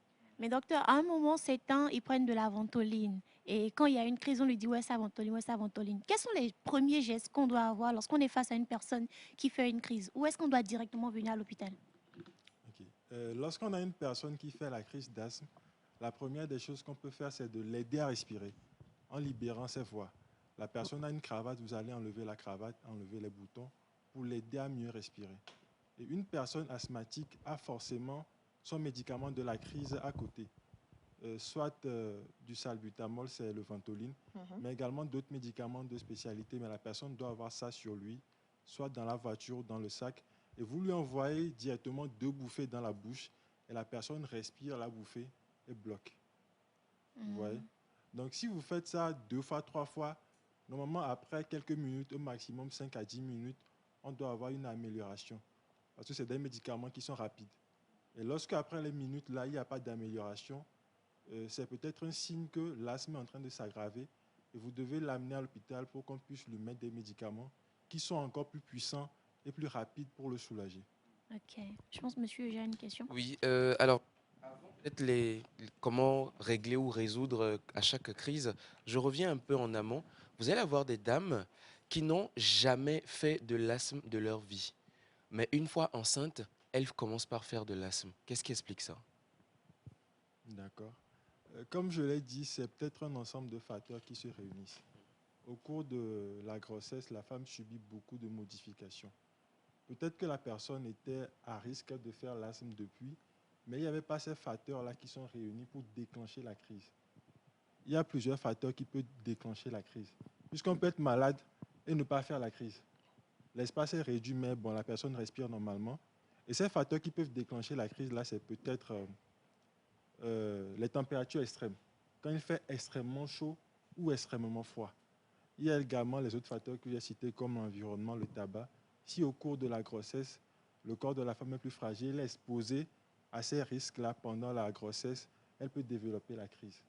Si tu permets, Oui, vas-y. moi, j'aimerais savoir si est-ce qu'il existe des formes graves de l'asthme. Parce que beaucoup pensent aujourd'hui, comme on voit tout le monde qui fait des crises d'asthme, on se dit peut-être même que c'est une maladie bénigne. Est-ce qu'on peut, l'asthme peut tuer? L'asthme tue mal. C'est une très belle question.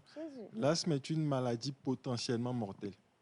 En 2019, les chiffres de l'OMS étaient environ 400 000 décès pour 262 millions de personnes qui souffrent de l'asthme.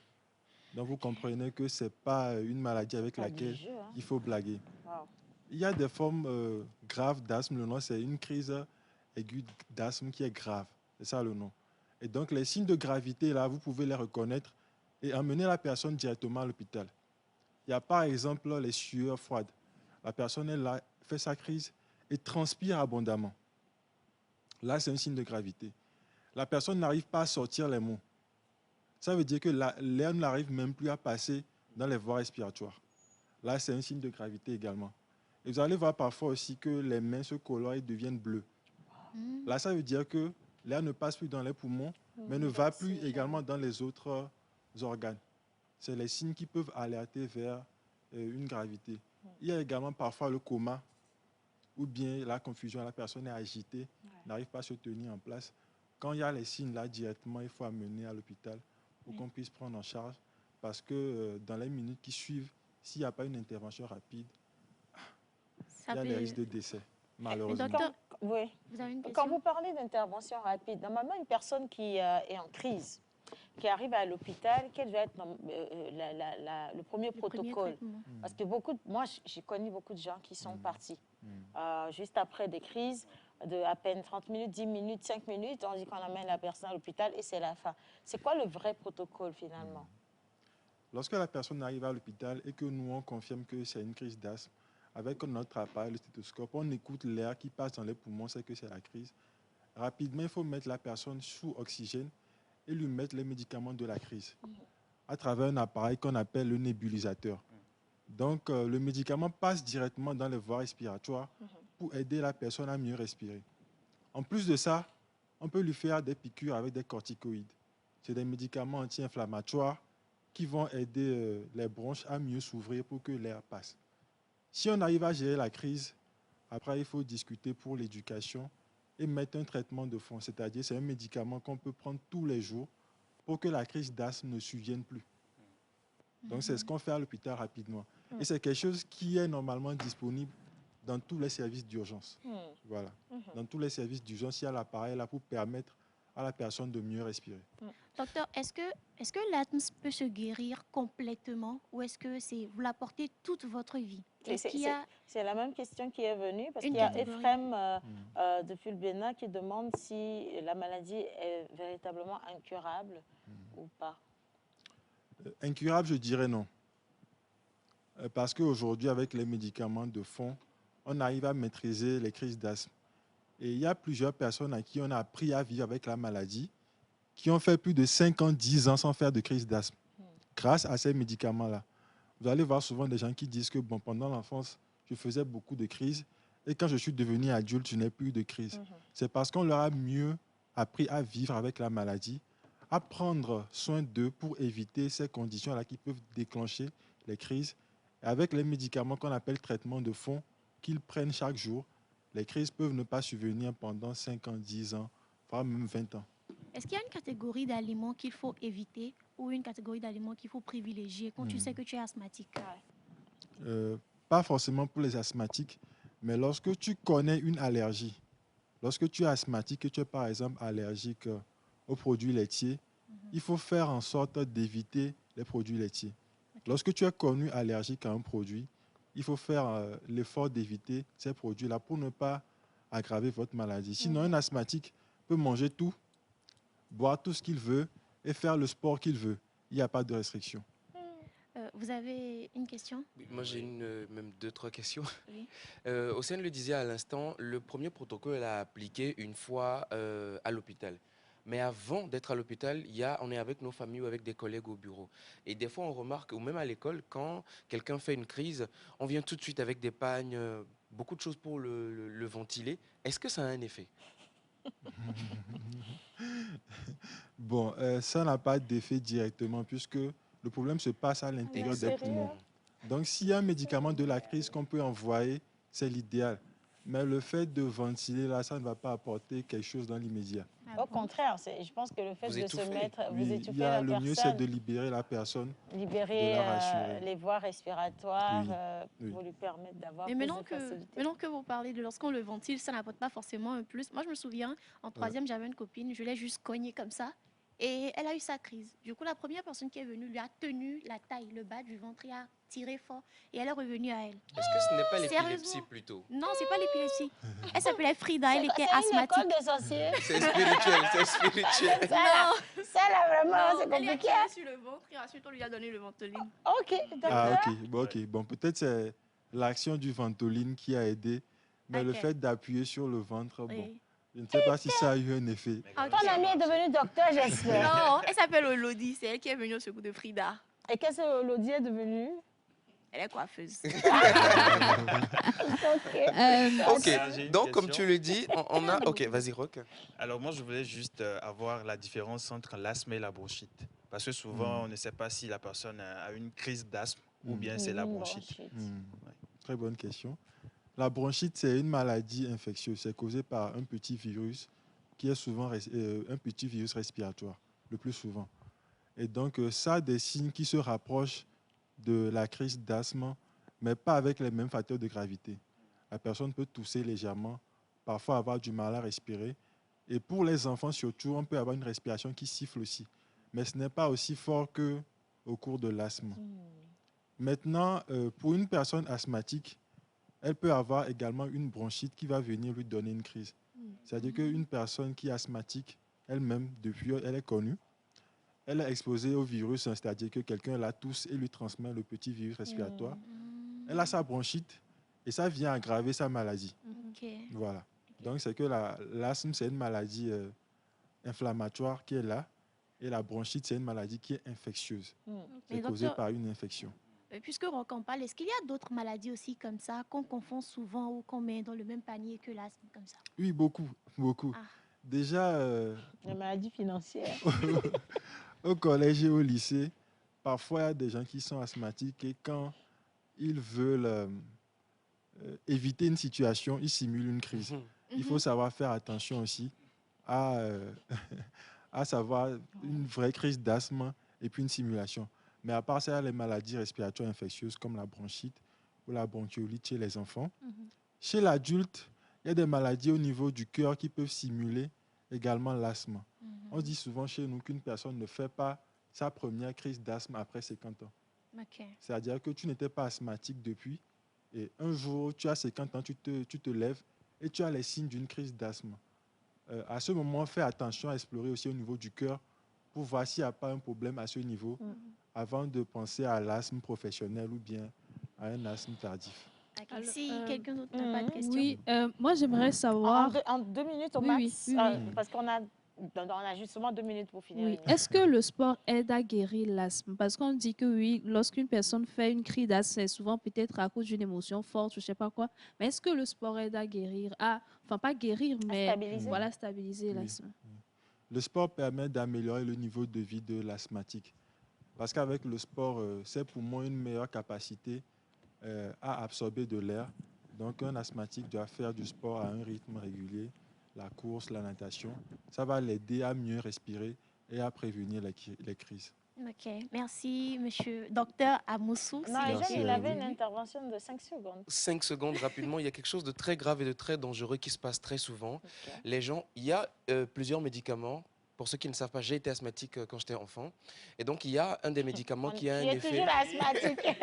Je ne veux plus l'accepter. Okay. Donc, il y a un des médicaments qui a un effet secondaire qui est de s'éclaircir la peau. Et aujourd'hui, il y a des gens qui détournent donc ce médicament-là pour s'éclaircir la peau. Je ne sais pas si le docteur veut revenir dessus rapidement en 5 secondes. C'est les corticoïdes, surtout quand ils sont utilisés au long cours.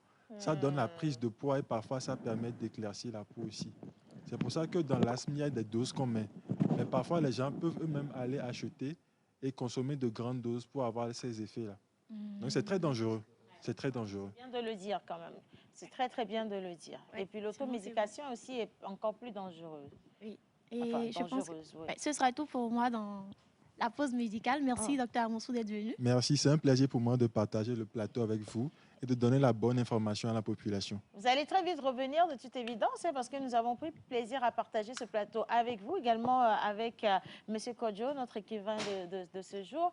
Eugène, qui est revenu sur les accomplissements donc, du gouvernement qui nous sauve la vie directement, et puis Mr. Rock Katako pour la célébration des anniversaires. Nous avons Binola, plateau santé, et Miss Grace, plateau littérature. Je suis en train de vous parler, je ne me sens pas, je crois que je vais avoir... Non, j'ai besoin de... Je ne sais pas ce qui se passe. Doucement. Non, mais venez me sauver, non. Vous êtes là pour regarder. Il faut me secourir parce que je sens que ça ne va pas. Il faut lui faire la libération de voix. Binola, il faut lui pincer le ventre comme on a fait à l'autre. À la prochaine, à demain. Ce qui s'est passé, on va se voir demain. Mon comptable m'a envoyé le solde de mon compte et je pense que je suis asthmatique. Donc, on va se voir demain pour le débat. À qui on donne la dose? Moi.